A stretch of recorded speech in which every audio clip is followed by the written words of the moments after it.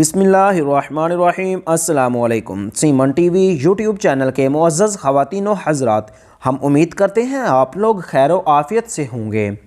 दोस्तों, मौलवी मुस्तफ़ा एक वाक़या बयान करते हैं कि दिल्ली में जमुना में सैलाब आया, जिससे करीब के कब्रिस्तान की कुछ कब्रें उखड़ गईं। एक कब्र खुली तो कुछ लोगों ने देखा कि मुर्दा पड़ा हुआ है और उसकी पेशानी पर एक छोटा सा कीड़ा है। वो जब डंग मारता है तो पूरी लाश लर्ज़ जाती है, थरा जाती है और उसका रंग बदल जाता है। थोड़ी देर बाद जब वो लाश अपनी असली कैफियत पर आ जाती है तो वो फिर डंग मारता है, लाश की फिर वही कैफियत हो जाती है।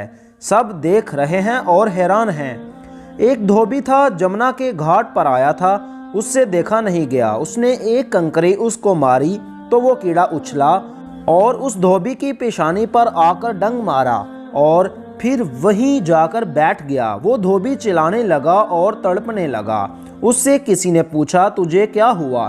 तो उसने कहा कि सुनो, मुझे ऐसी तकलीफ़ है कि मुझे ना सिर्फ एक बिच्छू और एक सांप ने काटा है और ना सिर्फ आग का कोई शोला मेरे बदन पर रख दिया गया है, बल्कि मुझे ऐसी तकलीफ़ है कि मेरे बदन के एक अज़ू में बल्कि एक एक रोंगटे और बाल में गोइयाँ, हज़ारों लाखों बिच्छू और आग की चिंगारियाँ भर दी गई हों।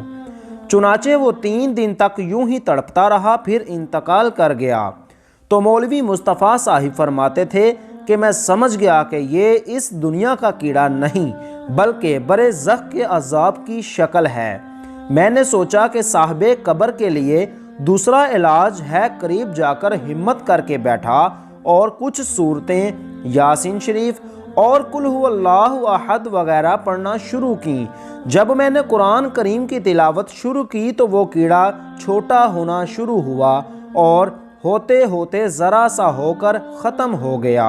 जब ख़त्म हो गया तो हम लोग बहुत खुश हुए कि अल्लाह ताला ने उसको अजाब से निजात दी। उसका कफन बराबर करके कब्र बंद कर दी गई।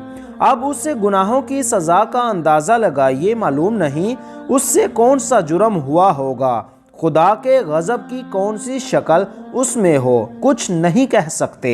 अल्लाह पाक सबको फ़िक्र आखरत नसीब फरमाएँ और अज़ाब कब्र से महफूज रखें।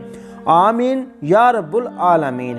तो नाज़रीन ग्रामी, अगर आप लोगों को मेरा आज का वाक़या पसंद आए तो प्लीज़ इस वीडियो का लिंक अपने दीगर दोस्तों के साथ ज़रूर शेयर करें और हमारे चैनल को सब्सक्राइब करें और साथ ही बेल आइकन को दबा लें ताकि हमारी हर आने वाली वीडियो आप तक बआसानी पहुंच सके।